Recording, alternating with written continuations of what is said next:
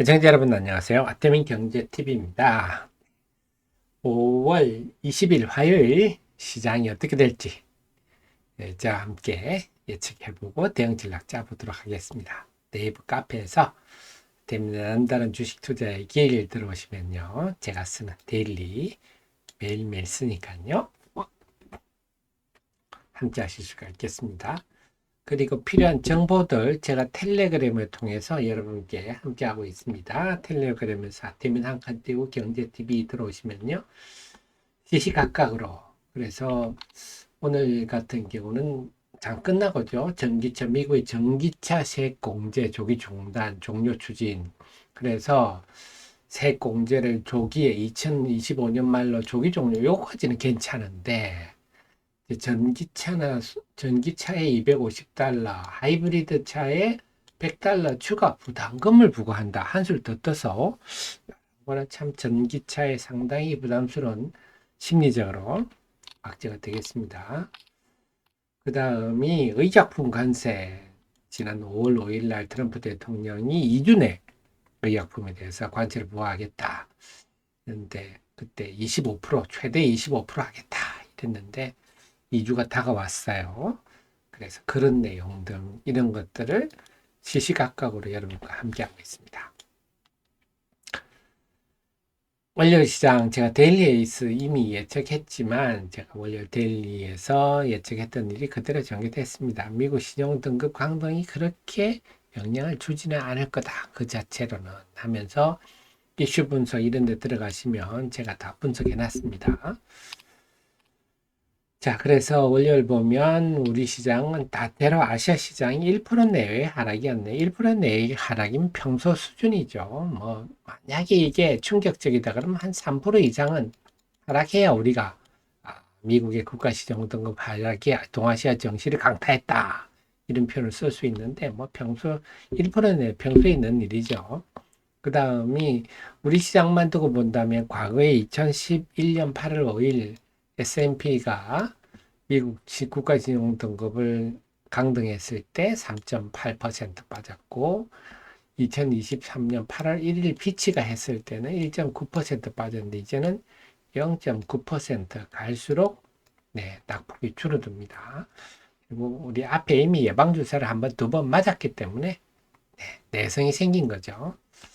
그래서 결국은 제가 이제 상승에 대한 조정의 빌미 정도로 작용할 거다. 이 정도로 봤는데 그 정도에 그치는 것 같습니다. 그런데 지수는 그랬지만 내부적으로 보면 좀 아팠습니다. 뭐가 아팠냐? 외국인들이 순매도로 돌아섰네요. 특히 코스닥은 지금 4일 연속 순매도 하고 있고요. 코스피도 지금 8일째 순매수 하다가 5월 7일부터 8거래일 연속 순매수 하다가 순매도로 돌아섰습니다. 코스닥은 4일 연속 순매도했습니다. 상당히 요거는 상당히 아픈 부분이죠. 그래서 이 공백을 연기금이 어떻게 좀 시장의 안전판 역할을 해주나 했더니 연기금도 팔았네요. 연기금도 코스피, 코스닥 다 팔았습니다. 그러니까 게다가 코스닥 시장은 투신이 거의 379억이나 팔았어요.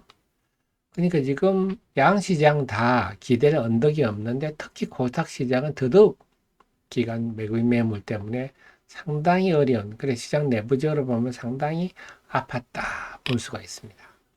연기금이 시장 안전판 역할을 안 해주네요.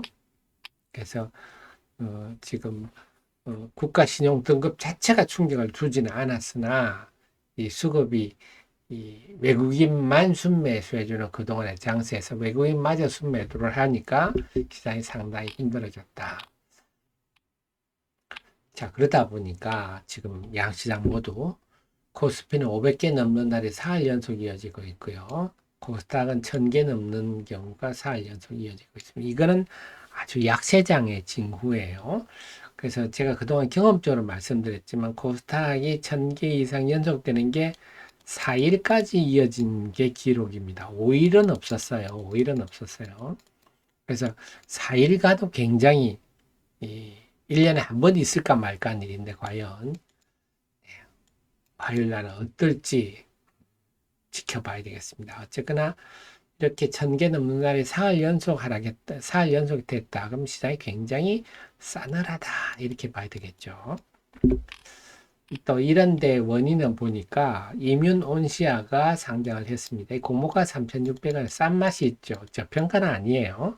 싼 맛에 주가가 100% 이상 올랐는데 이뮨온시아 거래대금 1조 4천억 됩니다. 2위 삼성전자보다 거의 뭐 한 3배 수준이네요.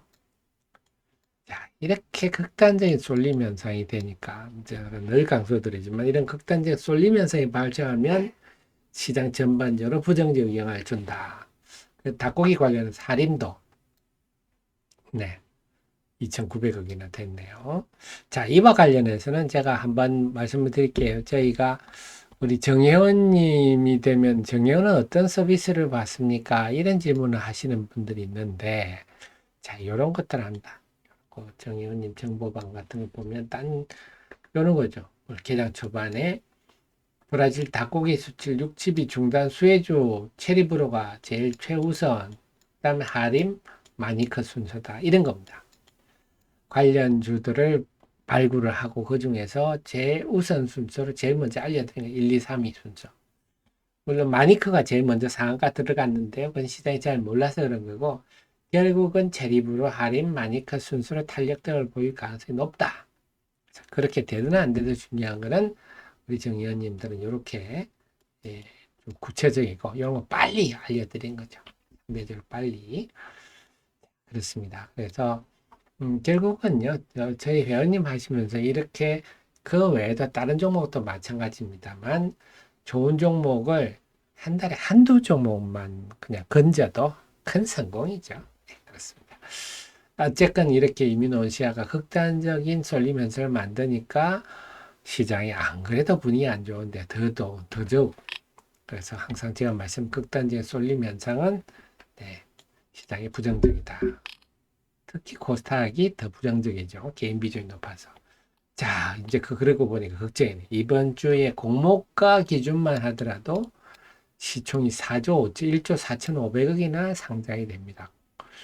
물론 유가증권 시장도 있습니다만 이렇게 물량이 쏟아지면 네, 일주일 내내 쏟아지면 한 주에 네, 3개, 4개 종목도 굉장히 많은 편이에요. 그래서 이번 주는 미국의 국가신용등급 강등보다 이 과도한 신규 상장이 더 시장에 무섭다, 부담을 준다. 그래서 이번 시장은 계속 초단타 위주로 방어적으로 대응하는 게 필요하겠다 하는 겁니다. 그래서 제가 볼 때는 제 그냥 막연한 생각입니다. 화요일에도 하락 종목이 코스닥 기준을 1000개 넘을 것 같고 신규 상장이 없는 수요일 날 잠시 반등했다가 목요일 금요일 다시 약세를 보이는 흐름 정도가 아닐까 이번 주는요.